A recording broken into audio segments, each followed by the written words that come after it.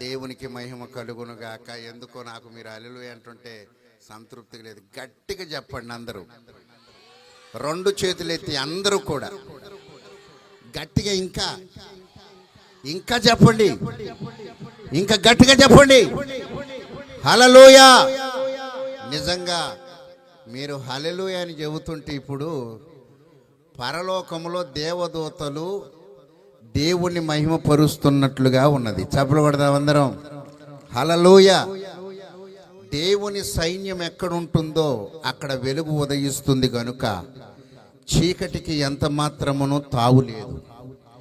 దేవుని యొక్క మహిమ అనేది అక్కడ ప్రసరించబడుతుంది కనుక, దేవుని యొక్క అగ్ని అక్కడ నిలుస్తుంది కనుక చీకటికి ఎటువంటి అవకాశం ఉండనే ఉండదు.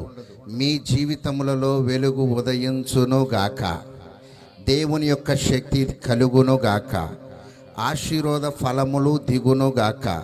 హల్లెలూయా హల్లెలూయా. దేవుని పరిశుద్ధ గ్రంథములో నుండి దేవుని యొక్క వాక్యమును మనము శ్రద్ధగా విందాం. సంపూర్ణమైనటువంటి కృపను మనం పొందుకుందాం. హల్లెలూయా. యోబు గ్రంథము 38వ అధ్యాయము 4వ వాక్యములో చక్కని అంశము కనబడుతూ ఉన్నది. నేను భూమికి పునాదులు వేసినప్పుడు నీవు ఎక్కడ ఉంటివి? నీకు వివేకము కలిగి ఉన్న ఎడల చెప్పుము. హల్లెలూయా. తండ్రి అయినటువంటి దేవుడు యోబునకు ప్రత్యక్షమై యోబుతో మాట్లాడుతూ కొన్ని ప్రశ్నలను ప్రశ్నిస్తూ ఉన్నాడు.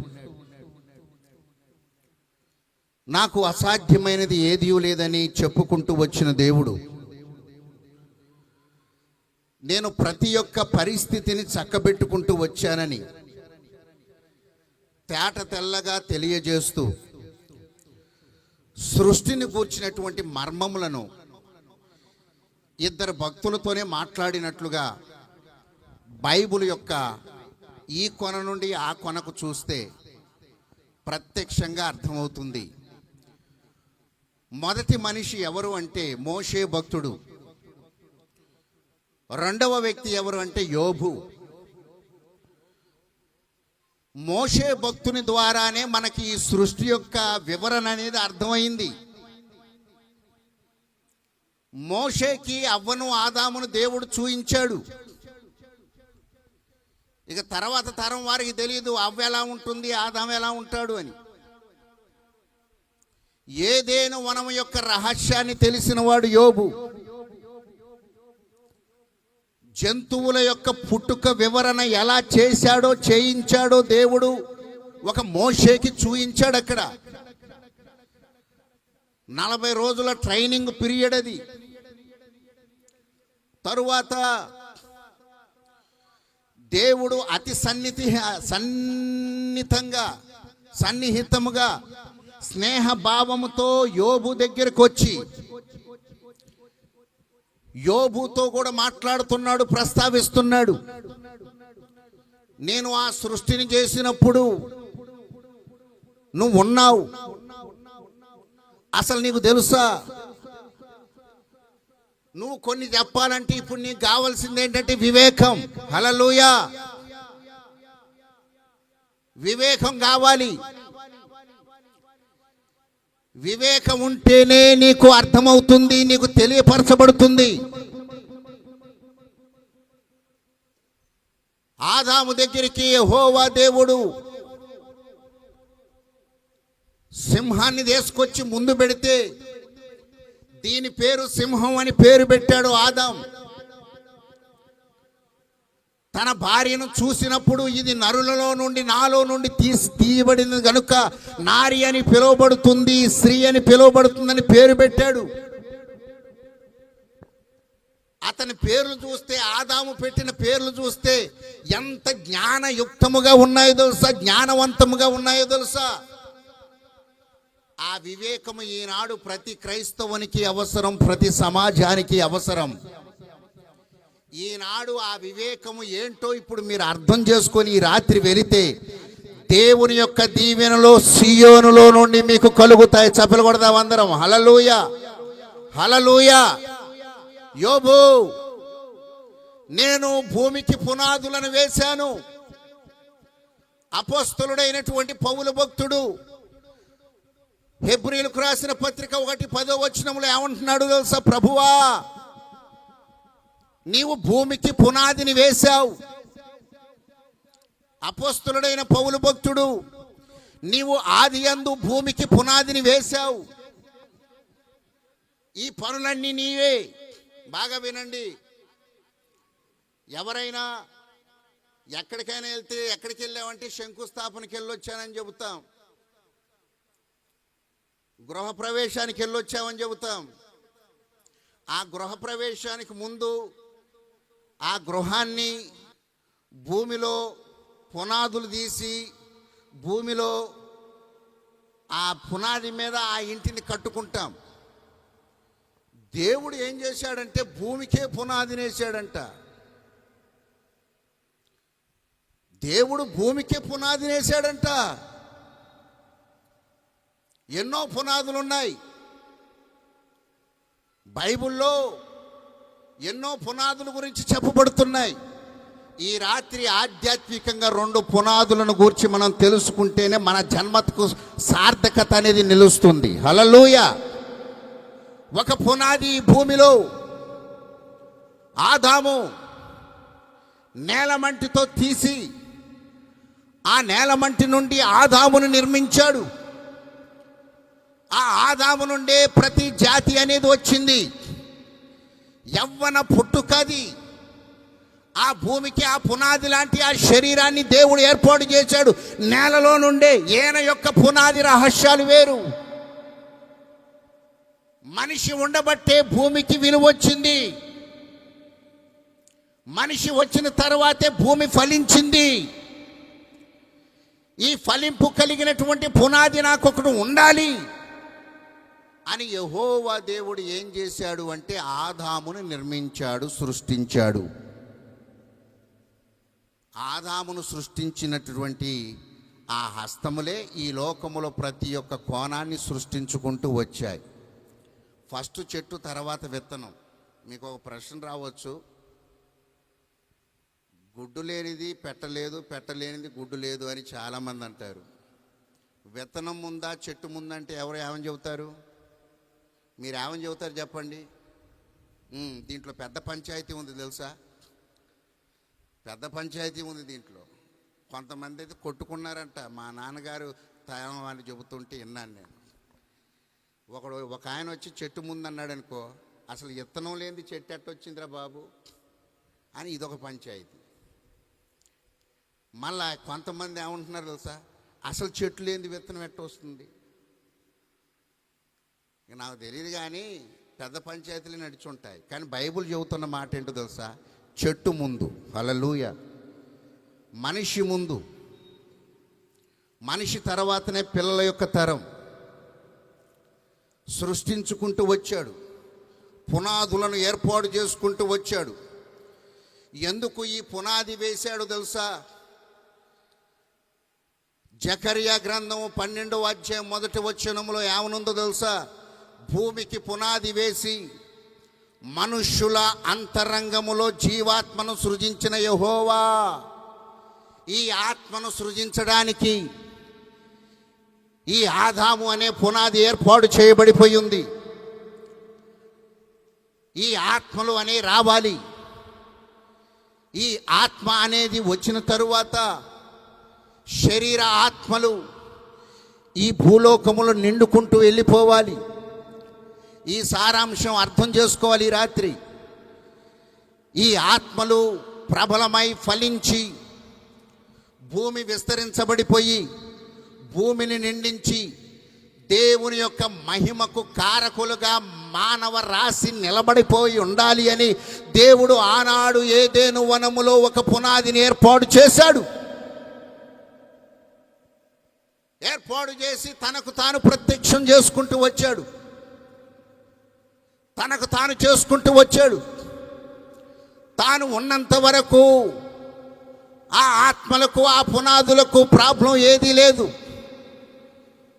చేయకూడనటువంటి కార్యాల్లో పడిపోయి ఆ మొదటి పునాది పతనమైపోయింది. ఆ మొదటి పునాది పతనమైపోయింది. ఎప్పుడైతే ఆ మొదటి పునాది పతనమైపోయిందో ఆ పతనాన్ని మరలా రీబిల్డ్ చేయటానికి ఆలోచనలు ప్రారంభించబడిపోయాయి. పరిశుద్ధ సమూహానికి కుటుంబాలు పతనమైపోతున్నాయి, సమాజం పతనమైపోతుంది, మానవరాశి అంతు చిక్కనటువంటి చీకటిలో కూరుకుపోతుంది. బాగా ఆలోచిస్తున్నారు, దీనికి పరిష్కారం ఏంటి? కుటుంబాలు శాపగ్రస్తంగా మారటానికి గల కారణం ఏంటి అని బాగా ఆలోచన చేస్తే కొన్ని కుటుంబాలలో ఒక సాదృశ్యమైనటువంటి సంకేతం కనబడింది. కోరాహు కుమారులు బలిపీఠాన్ని పట్టుకున్నారు, దీవించబడ్డారు, శాపాలను పోగొట్టుకున్నారు. తర్వాత ఒబేదేదేము కాలంలో నా కుటుంబం అంతా సర్వనాశనం అయిపోతుంది, నా భార్య నా మాట వినడం లేదు కానీ ప్రేమ ఉంది నాకు, నా భర్త నా మాట వినడం లేదు కానీ ప్రేమ అయితే ఉంది కుటుంబంలో, పిల్లలు మాట వినడం లేదు, వ్యాపారం సరిగా సాగడం లేదు, నేను దేవుని యందు విశ్వాసం అయితే కలిగి ఉన్నాను, ఎందుకు ఇలాంటి శ్రమలు కలుగుతున్నాయి?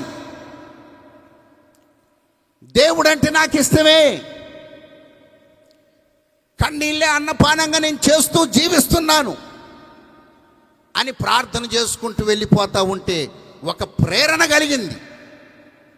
ఏం ప్రేరణ అంటే, దేవుని మందస్సమును నా ఇంటిలో పెట్టుకుంటే నేను దీవించబడతాను అనే ఆలోచన కలిగింది. హల్లెలూయ, హల్లెలూయ. దేవుని మందస్సమును నా ఇంటిలోని ఆహ్వానిస్తే నా జీవితానికి వెలుగు కలుగుతుంది, దరిద్రతన్న పోతుందేమో అని బాగా ఆలోచన చేసుకున్నారు. ఈ దరిద్రత పోతుందని 3 నెలలు ఆ యొక్క ఒబేదేదేము దేవుని మందసాన్ని అక్కడ ఉంచుకున్నాడు. ఎప్పుడైతే తన ఇంటిలోనికి ఆహ్వానించాడో దేవుని మందసాన్ని, తన వ్యాపారము ఆశీర్వదించబడుతుంది. చప్పట్లు కొడదాం అందరం కూడా. హల్లెలూయ. తన ఆలోచనలు ఫలిస్తున్నాయి,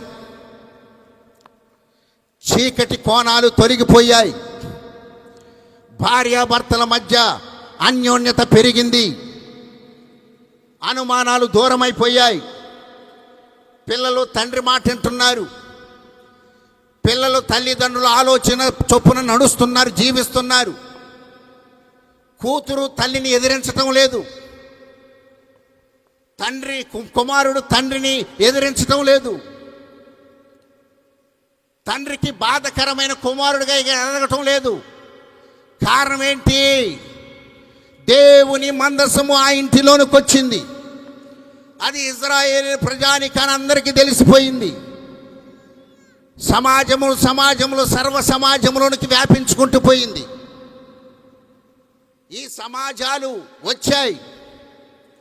ఎప్పుడైతే యెహోవా మందసము, దేవుని మందసము ఇంటిలోనికి వచ్చిందో ఆ ఇల్లు బాగుపడింది.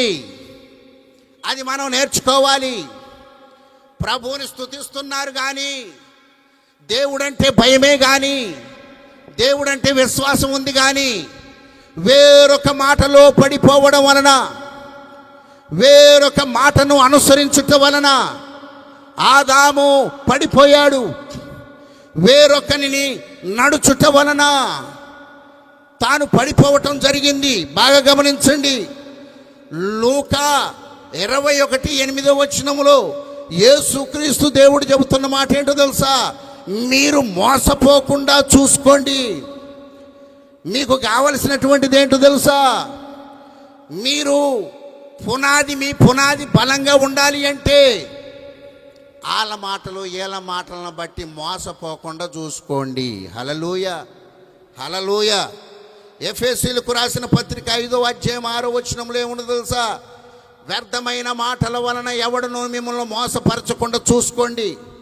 వ్యర్థమైన మాటలు వస్తున్నాయి, ఆత్మను చెడిపే వస్తున్నాయి, పునాదిని పాడు చేసే మాటలు వస్తున్నాయి, సంసారాలను పాడు చేసే వాళ్ళు బయలుదేరారు, అన్నదమ్ముల మధ్య చిచ్చులు పెట్టే మాటలు బయలుదేరాయి. మీరు చూసుకోవలసినటువంటిది ఒకటి, చెడిపోయింది ఏదేను వనం. ఎందుకో తెలుసా? వ్యర్థమైనటువంటి మాట. అందుచేతనే దేవుడు శిష్యుల దగ్గరికి వచ్చినప్పుడు కూడా చెప్పిన మాట ఏంటో తెలుసా? మత్తయి సువార్త 24వ అధ్యాయం 4వ వచనంలో, ఎవడును మిమ్మును మోసపరచకుండా మీరు జాగ్రత్త పడండి. పరిశుద్ధమైన జీవితంలో కూడా మీరు జాగ్రత్తగా ఉండాలి. మీకు ఇవ్వబడినటువంటి ఆత్మనంట నమ్మకమైన ఆ సృష్టికర్తకు నమ్మకంగా అప్పగించాలంట. అది సరైనటువంటి భక్తి. హల్లెలూయా! భక్తి అంటే అది. చెడిపోతుంది కుటుంబం, పునాదులు పాడైపోతున్నాయి. ఒక కుటుంబానికి ఇద్దరు భార్యాభర్తలు ఉన్నారు. కుటుంబంలో ఇద్దరు భార్యాభర్తలు మంచిది. ఆ ఇద్దరు భార్యాభర్తలకు ఉన్నటువంటి పెద్ద సమస్య ఏంటంటే రాత్రిపూట నిద్ర పట్టడం లేదు. బాగా వినండి. వాళ్ళ రూమ్లో ఉన్నటువంటి బెడ్రూమ్లో ఉన్నటువంటి డబల్ కాట్ మంచం ఎంతో తెలుసా? 2 లక్షలకు పైగా ఉంటుంది. 2 లక్షలకు పైగా ఉంటుంది. లేదు, నిద్రలేదు, నిద్రపట్టడం లేదు. ఎందుకో బాగా వినండి. నేను బాగా ఆలోచన చేస్తుంటుంటాను. ఏ కాలంలో లేనటువంటి ఇల్లులు ఉన్నాయి ఈ కాలంలో. ఏ కాలంలో జరిగినటువంటి ఫంక్షన్లు జరుగుతున్నాయి ఈ కాలంలో. ఏ కాలంలో లేనటువంటి అందగాళ్ళు పుడుతున్నారు ఈ కాలంలో. ఏ కాలంలో లేనటువంటి కోర్సులు బయటకు వస్తున్నాయి ఈ యొక్క జనరేషన్లో. కానీ మానవ ప్రపంచానికి శాంతి లేదు. ఈ శాంతి లేకపోవడం వలన వీళ్ళకి నిద్ర పట్టడం లేదు. భార్యాభర్తలకి ఎందాకని వ్యవహారం చేసుకుంటారు, ఎందాకని మాట్లాడుకుంటారండి. ఇక నిద్ర పట్టకపోతే దైవ సేవకుల దగ్గరకు వచ్చారు. అయ్యా, మాకు నిద్ర పట్టడం లేదు. మా సమస్య ఏంటంటే నిద్ర పట్టడం లేదు. రాత్రి పట్టడం లేదు, పగలు పట్టడం లేదు. ఏదో అయింది.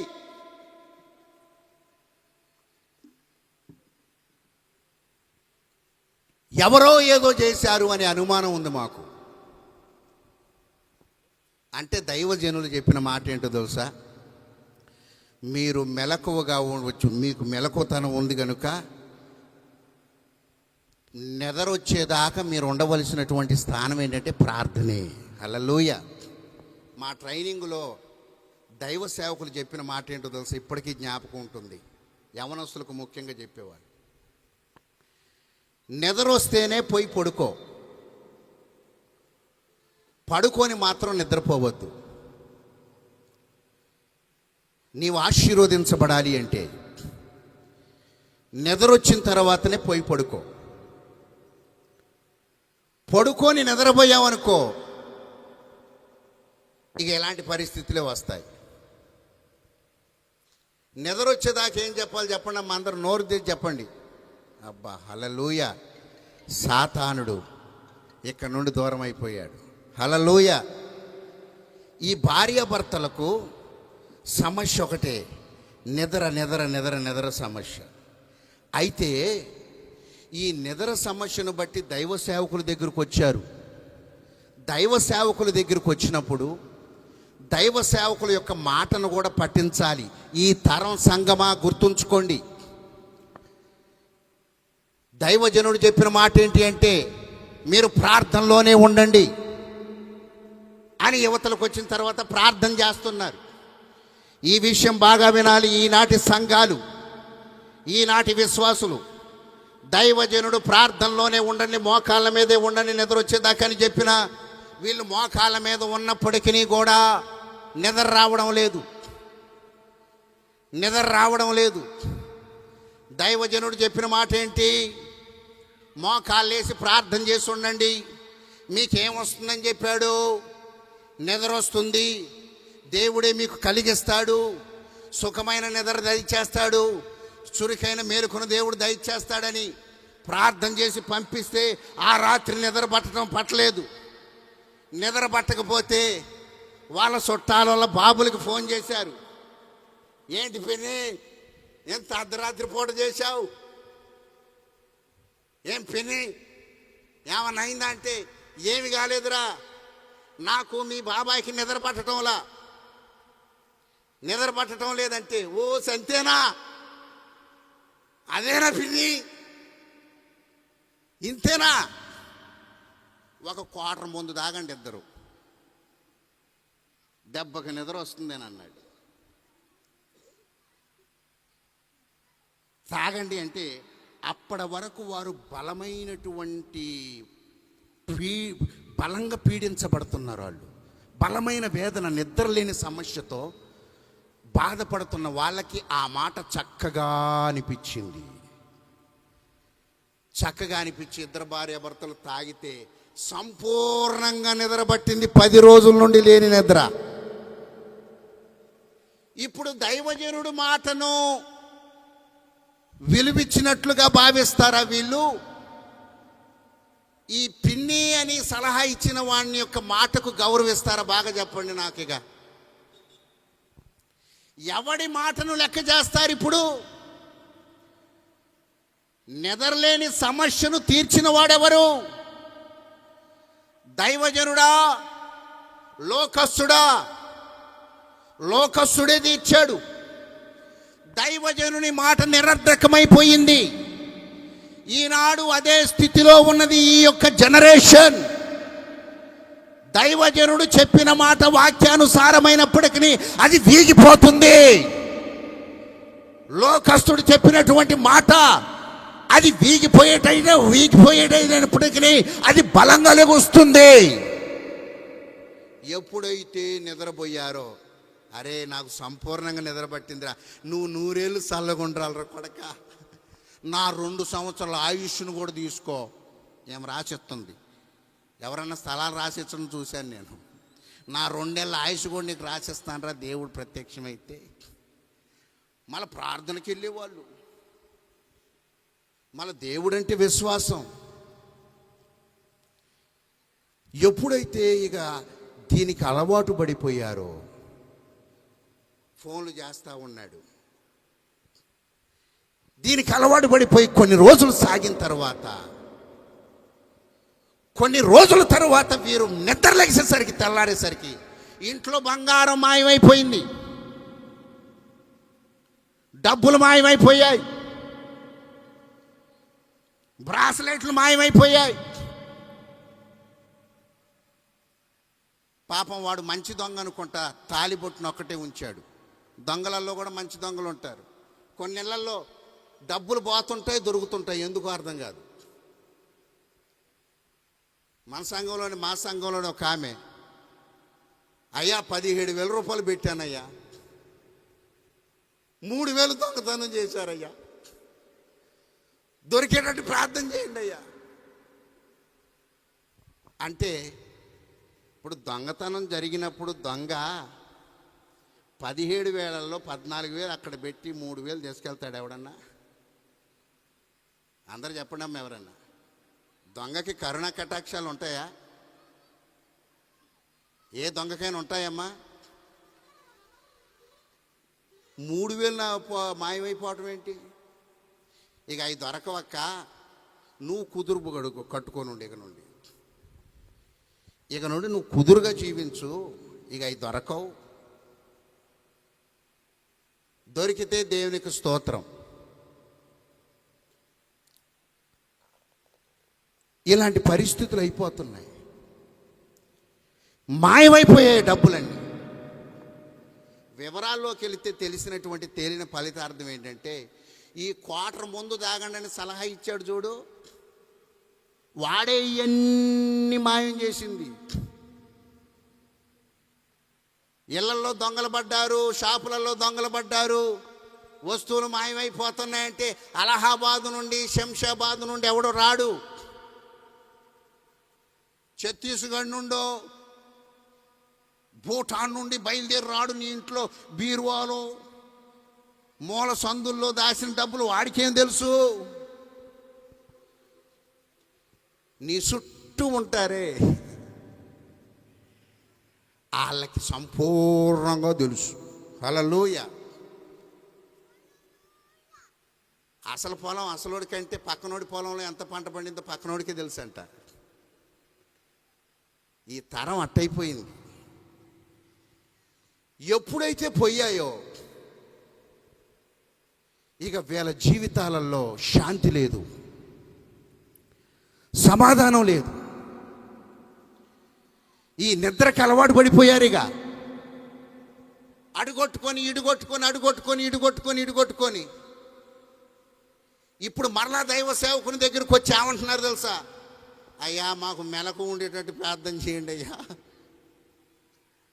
మాకు మెలకుతనం కావాలి, ఇప్పుడు మెలకుతనం తక్కువైందయ్యా, నిద్రపోతున్నాం, మాకు ప్రార్థన చేయండి అయ్యా. ఆ మెలకుతనం కొరకు ప్రార్థన, ఇప్పుడు మాకు మెలకుతనం కావాలి, ఎందుకంటే ఉన్న సొమ్ము సగం అన్న అది కూడా పోద్దేమో, ఆ దొంగ మళ్ళీ తీసుకొని పోతాడేమో అంటే. అసలు దైవ సేవకుడు ఫస్ట్ చెప్పిన మాట ఏంటి? మీరు మెలకుగా ఉండి ప్రార్థన చేయండి. బాగా వినండి అమ్మా, దేవుని మాటలు శక్తి కలిగినటువంటివి. పునాదులను పాడు చేసుకుంటున్నాం. ఆదాము యొక్క సంతతి జనరేషన్ పాడైపోవటానికి గల కారణం వ్యర్థమైన మాటకు చోటిచ్చుట వలన. ఈ వ్యర్థమైనటువంటి మాటకు చోటిచ్చుట వలన అందుచేతనే తండ్రి అయిన దేవుడు అంటున్నాడు, యోబు భూమికి పునాదులు, పౌలు భక్తుడు పునాది అన్నాడు. యెహోవా దేవుడు ఏమంటున్నాడు తెలుసా? పునాదులు అంటే 2 కంటే ఎక్కువగా ఉంటే అవి పునాదులుగా పిలువబడతాయి. 7వ వచనంలో 2వ పునాది గురించి చెప్పబడుతుంది. బాగా వినండి. 38వ అధ్యాయము యోబు గ్రంథము 7వ వచనములో ఉదయ నక్షత్రములు పాడినప్పుడు దేవదూతలందరూ ఆనందించి దాని మూల రాతిని వేసిన వాడు ఎవడు?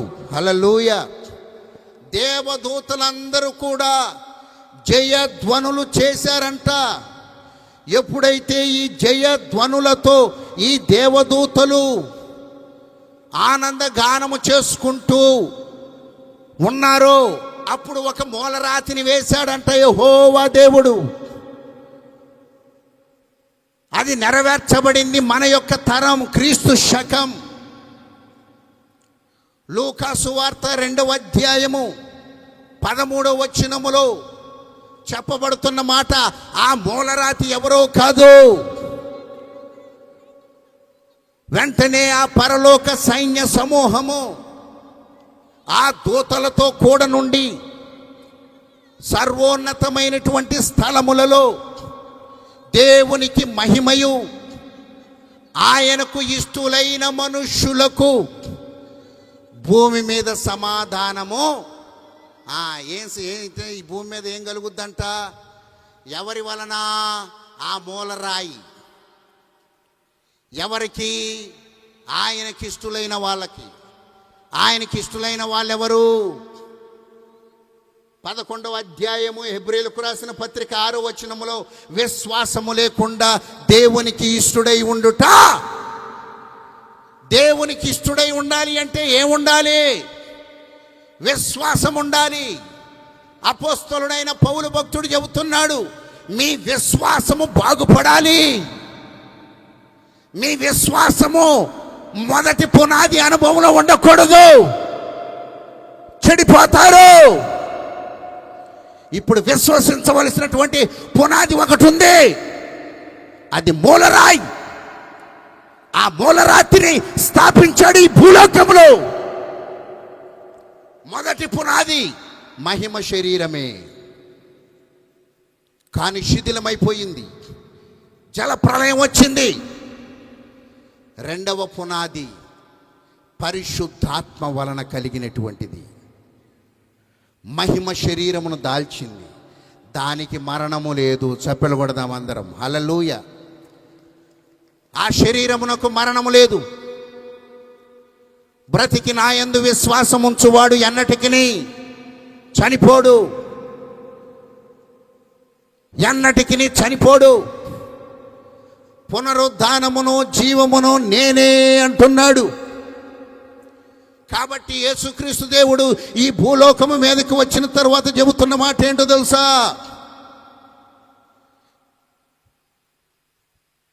మత్తయి సువార్త 7వ అధ్యాయం 25వ వచనములో చెప్పబడుతున్న మాట, 6వ అధ్యాయము లూకా సువార్త 48వ వాక్యములో కూడా చెప్పబడుతున్న మాట ఏంటో తెలుసా? ఈ నా మాటలు విని బండ మీద తన ఇంటిని కట్టుకొనినవాడు బుద్ధిమంతుని పోలి ఉంటాడు. ఒక ఇంటి గురించి చెబుతున్నాడు, ఒక కుటుంబం గురించి చెబుతున్నాడు. ఈ మానవ రాశి అనే కుటుంబము పతనం అవ్వకూడదని యేసుక్రీస్తు దేవుడు చెబుతున్న మాట ఏంటో తెలుసా? నా మాటలు విని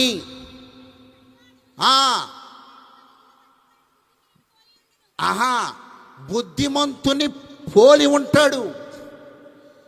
అయితే ఆ ఇంటి మీద వర్షాలు వస్తాయంట, వానలు వస్తాయి, వరదలు వస్తాయి, ఆ ఇంటినే కొడతాయి.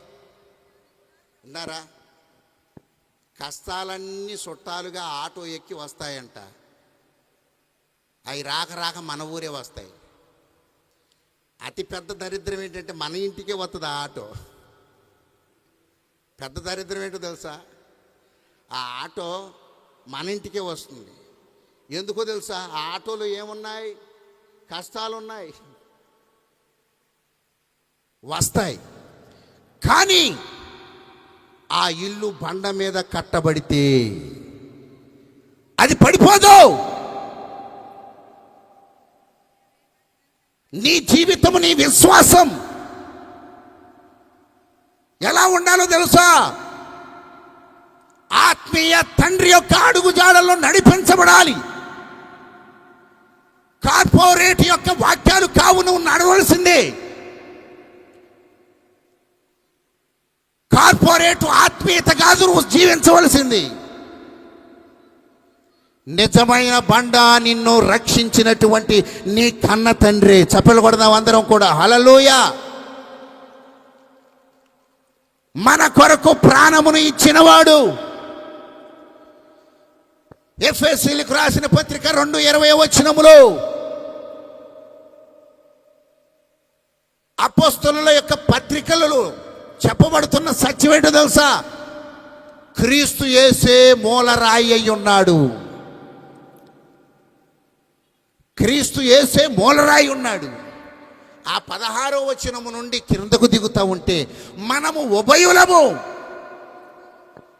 ఆదాము అనే పునాది మొదలుకొని క్రీస్తు అనే పునాది వరకు కలిగి జీవించిన మనం ఒక్క తండ్రి ఆత్మనే కలిగి ఉన్నాము గనుక మనము విశ్వాసము కలిగిన వారమై సాగాలి. చప్పలు కొడదాం అందరం కూడా, హల్లెలూయా. విశ్వాసము కలిగినటువంటి జీవితం ఎప్పుడైతే మనము బ్రతుకుతామో, ఎప్పుడైతే ఆయన్ను అంగీకరిస్తామో, ఎప్పుడైతే ఆ యొక్క మూల రాతిని మనం వేసుకుంటామో, బండ మీద కట్టుకున్నటువంటి బుద్ధిమంతుని పోలి ఉంటాం. మరొక బండ ఉంది, మరొక ఇల్లుంది. ఆ ఇల్లు ఎలాంటి తెలుసా? నేల మీద కట్టుకున్న ఇల్లు. నేల నుండి వచ్చిన వాడు ఆదాము. ఆ యొక్క ఈ ఇసుక మీద నుండి వచ్చినటువంటి అనుభవాలలో నుండి వచ్చిన ఆ ఇండ్లు రాను ఏమైపోతుందో తెలుసా? ఈ యొక్క ఆదాము నుండి వచ్చినటువంటి సంతతి పాడైపోయినట్టే. పాపములు పడిపోతుంది, వర్షాలకు పడిపోతుంది, తడిచిపోతుంది, తొలగిపోతుంది, అర్థాలుగా పునాదులు పాడైపోతుంటాయి, వర్షాలు వస్తుంటాయి. బుద్ధిమంతుని ఇల్లు ఎలా ఉంటుందో తెలుసా? బండ మీద కట్టుకుంటారు. ఇప్పుడు ఈమె ఏం చేస్తుందో తెలుసా? ఏం చేయాలో తెలుసా? ఏరా, నాకు కొడుకుతో సమానం, నువ్వు ఇలాంటి మాటలు చెప్పొచ్చారా అని వాడిని గద్దించాలి. కొడుకులాంటోడు మంచి మాట చెప్పాడని ఆ వ్యర్థమైన మాట చక్కగా పఠించేసరికి జీవితమే నాశనం అయిపోయింది, ఆరోగ్యమే దెబ్బతిన్నది. ఇసుక మీద కట్టుకున్న అనుభవాలు ఇదే రీతిగా ఉంటాయి. ఒకసారి భర్త వచ్చాడు, ఆకలి మీద వచ్చాడు. భార్య ఆ ఇంట్లో లేదు, పక్కింటికి వెళ్ళింది. ఆకలి మీద వచ్చాడు, తాళం ఎట్ట తీయాలో తెలియదుకుంటే పగలగొట్లు ఆనకి వెళ్ళాడు. ఎందుకంటే ఆకలి బాగా అవుతుంది. కొన్ని నెలల్లో అన్నం ఉడికి దాకుంటారంట, ఉమ్మగిల్లి దాకుండరు. టగటగటగటగటగ వెళ్ళిపోయాడు. వెళ్ళిపోతే ఆ అన్నం కొంచెమే ఉంది, కూర కొంచెమే ఉంది, వండి లేనట్టుంది. ఈ ఆకలి మంట మీద ఆ బొచ్చల్ని ఇసిరేసి కొడుతున్నాడు, ఫ్యాన్ రెక్కలు ఎర్ర కొడుతున్నాడు. వింటున్నాడా? వాళ్ళ ఇంట్లో 4 కుర్చీలు ఉంటే 3 కుర్చీలు ఆల్రెడీ ఎర్రగొట్టేసేసాడు ఆకలి శక్తితో. టీవీ పగలగొట్టాడు. ఆ సౌండ్లని పక్కింటి నుండి భార్య వచ్చింది. అమ్మ బాగా వినాలి. భార్య వచ్చేసరికి ఏమైందో, ఎవరో దొంగలు పడ్డారో ఏంటో అని చూస్తే తాళం పగిలింది. లోనికి వెళ్ళి చూస్తే దొంగ కాదు, భర్త. ఏమైందంటే ఈడు రాక్షసులాగా వెంటనే భార్యని కూడా గట్టిగా లాగాడు, చెయ్యి ఇరిశాడు. గట్టిగా గుద్దపోతుంటే ఆల్రెడీ చెయ్యి ఇరిచేసేసాడు. గుద్దపోతే ఏమన్నాడో తెలుసా? నేను ఆకలి మీద వస్తా కదా, అన్నం ఉంచాలని తెలీదా, నాకు కూర ఉంచాలని తెలీదా అనేసరికి గుద్దపోయే లోపు కూర తీసి దాశానయ్యా మగడా, నువ్వు కొంచెం తినే మనిషివి కాదు కదా, నీ కోసం ప్రత్యేకించి దాశాను నాయనా అనేసరికి చెయ్యి నిడిచిపెట్టాడు. ఈ లోపల మెలికి పడ్డది, ఇది మెలికి పడిపోయింది. ఇప్పుడు ఖమ్మం పోవాలి, ఎక్స్రే. ఎముక ఎన్ని చోట్ల మెలిగి పడ్డది అంటున్నారా? ఈ రిపోర్ట్లు అన్నీ ఇప్పుడు రావాలి. అదొక 10,000. మళ్ళీ వచ్చేటప్పుడు తిన్నగరారుగా రెస్టారెంట్కి పోయి అన్నం తిని రావాలి, ఇదొక 5,000. అలాంటి చోటకి వెళ్తే టిప్పులు మామూలుగా ఎవరుగా? సంపాదన తరిగిపోతుంది ఈ రీతిగా కుటుంబంలో. మళ్ళీ ఇద్దరి మధ్య ప్రేమలే ఉన్నాయి, ఇద్దరి మధ్య అన్యోన్యత ఉంది, సహనాలు లేవు, అర్థం చేసుకునే శక్తి లేదు. కారణం ఏంటో తెలుసా? ఇసుక మీద కట్టుకున్న ఇల్లది. ఒక మనిషి పాడైపోవాలి అంటే ఆలోచనే, ఒక కుటుంబం బాగుపడాలి అంటే ఆలోచనే. ఏ ఇల్లైనా మీకు చేతులు జోడించి చెబుతున్నానేనండి, అది ఏ ఇల్లైనా ఒక్కల మాట మీదకెళ్ళి వెళ్తే ఆ ఇల్లు బాగుపడుద్ది. నమ్మిన వాళ్ళు చప్పెడు పట్టండి అందరూ. హల్లెలూయా. అది ఏ ఇల్లైనా, దరిద్రుని ఇల్లైనా సరే, ధనవంతుడి ఇల్లైనా సరే, అది ఎలాంటి ఇల్లైనను సరే, ఒక్కల మాట మీదకి వెళితే చాలు ఆ ఇల్లు దీవించబడుతుంది. బండ మీద కట్టుకున్నట్టే ఆ ఇల్లు.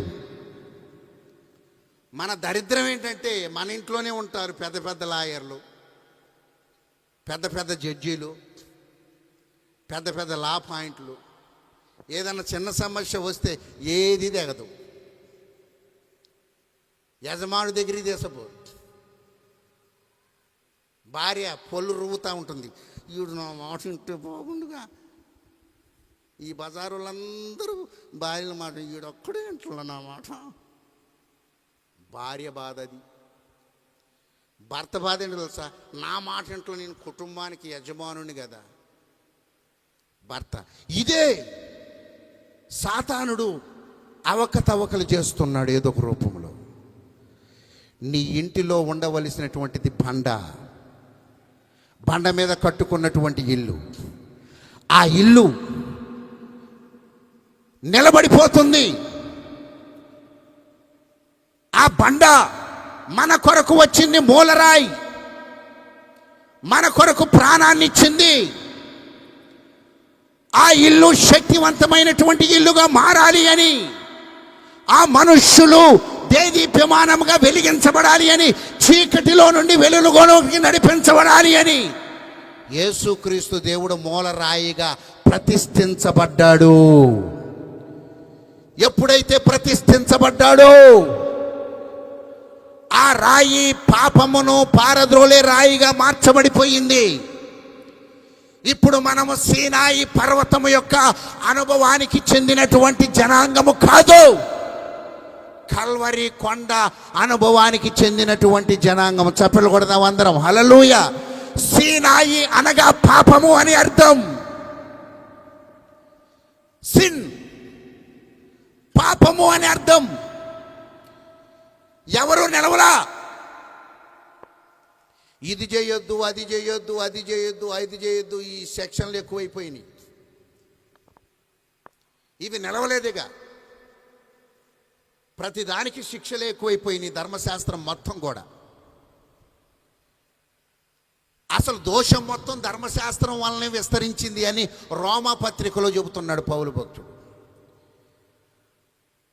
ఆ దోషాన్ని రూపుమాపటానికి, ఈ భూమి మీద ప్రత్యక్షత కలిగించటానికి యేసుక్రీస్తు దేవుడు మూలరాయిగా వచ్చాడు. ఇప్పుడు చేయవలసింది ఏంటో తెలుసా? ఆయన్ని విశ్వసిస్తే చాలు. హల్లెలూయా, హల్లెలూయా. ఇప్పుడు ఆయన మన కొరకు చనిపోయాడు, రక్తాన్ని చిందించాడు, మన పాపాన్ని తీసివేశాడు అని గ్రహిస్తే చాలు. ఇప్పుడు ఆయన ఈ లోకము నుండి మూలరాయిగా తీసివేయబడిపోయి ఇప్పుడు సియోనులో స్థాపించబడ్డాడంట. 1 పేతురు 2:6 ఏమంటున్నాడు తెలుసా? మూలరాతిని ఇప్పుడు సియోనులో స్థాపించుచున్నాను, ఆయన యందు విశ్వాసముంచు. ఆయన యందు విశ్వాసముంచువాడు ఏ మాత్రమును సిగ్గుపడడు. మనం సిగ్గుపడేటటువంటి జనాంగంగా కాకుండా దేవుడు ప్రతిష్ఠించాడు మనలను. హల్లెలూయా. కాబట్టి మీరేం చేయాలో తెలుసా?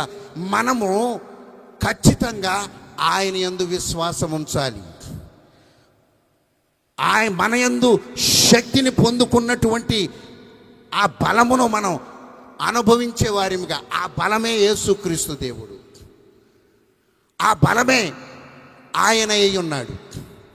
ఇప్పుడు ఆయన యందు విశ్వాసం ఉంచితే విశ్వసించువాడు కలవరపడడు అని ఉంది. ఏం పడనంట? కలవరపడడు. బాగా వినాలి మీరు. విశ్వసించువాడు సిగ్గుపడడు. ఆనాడు జనాంగాలన్నీ పాత నిబంధనకు సంబంధించిన వాళ్ళు వెళతారో లేదో తెలియదు. మనమైతే గ్యారంటీగా వెళతాం. ఒక అతను అన్నాడంట, ముగించేసుకుందాం, సమయం సంకుచితమైపోయింది. ఒక అతను అన్నాడంట, ఈ సందర్భం ఒక్కటి చెప్పి ముగించేస్తాను. 500 నోటుకి వెళ్ళి చూసి అన్నాడంట, నువ్వు ఆఫ్టర్ ఆల్ కాగితానివి, నువ్వు కాగితం అనే జాతికి చెందిన దానివి, నువ్వు జస్ట్ కాగితానివే, నువ్వు ఛీ నీ బ్రతుకు అని వీడికి ధనం ఎక్కువైపోయి 500 నోటుకి వెళ్ళి చూసి అన్నాడంట. కొంత సమయం తర్వాత 500 నోటు ఒక మాట మాట్లాడటం ప్రారంభించిందంట. నేను కాగితాన్నే, నా బ్రతుకు కాగితం జాతికి సంబంధించిన బ్రతుకే నాది. కానీ నా జీవితంలో ఇప్పటి వరకు చెత్త బుట్టను చూడలేదు. చప్పట్లు కొడదాం అందరం. కాగితం జాతికి సంబంధించినటువంటి జీవితమే నాది. ఇంతవరకు చెత్త బుట్టను నేను ఎప్పటికీ చూడలేదు, ఇక మీదట చూడను. అదే రీతిగా క్రైస్తవుడనబడిన వాడు బండ మీద కట్టబడినటువంటి ఇల్లు, యేసుక్రీస్తుని ధరించినటువంటి కుటుంబం విశ్వాసము కలిగి ఉంటుంది కనుక చనిపోతే పాతాళానికి వెళ్ళడు, పరలోకానికి చేరతాడు. చప్పలు కొడదాం అందరము కూడా. అది కేవలము మూలరాతిగా అయినటువంటి యేసుక్రీస్తు ద్వారా మాత్రమే. ఇప్పుడు మనమందరము కూడా పరలోక సైన్య సమూహముగా పిలువబడుతున్నాం. చెత్తబుట్టలోకో పాతాళంలోకో నరకములోకో పోయేటటువంటి వాళ్ళం కామెందుకో తెలుసా? యేసుక్రీస్తు చేత ముద్రించబడ్డాం. చప్పలు కొడదాం. యేసుక్రీస్తు చేత ముద్రించబడ్డాం. ఆ యేసుక్రీస్తు దేవుని యొక్క శక్తిని మనం పొందుకొనుటకు శక్తిని అనుభవించే వారిగా ఉండాలి, ఆశీర్వాదములను పొందుకునే వారిగా ఉండాలి. 1వ రాజులు 16వ అధ్యాయం 34వ వచనములో చూస్తే యెరికో పట్టణాన్ని ఒక ఆయన కట్టాడు. ఆ యెరికో పట్టణములో ఎప్పుడైతే ఒక పునాది వేశాడో ఆ జాతి మొత్తం చనిపోయింది, సంహరించబడిపోయింది. కారణం ఏంటో తెలుసా? అది లోక సంబంధమైన పునాది. యెరికో అంటేనే శపితమైనటువంటి దేశం. మన యొక్క పునాది ఎలా ఉండాలి అంటే బండ మీద కట్టినటువంటి పునాదిగా ఉండాలి. ఆ అనుభవాలు మనకు కలుగునుగాక. అందరం లేచి నిలబడదాం. అందరం లేచి నిలబడదాం. స్తోత్రం. ప్రభువా, నాతో మీరు మాట్లాడారయ్యా. శక్తి కలిగిన మా ప్రభువా, బలము కలిగిన మా ప్రభువా, నీకు స్తోత్రాలు. ఈ రాత్రి దేవుడు మర్మనాశక్యంగా మాట్లాడాడు. నా ప్రియమైన తల్లి, చెల్లి, సహోదరుడా,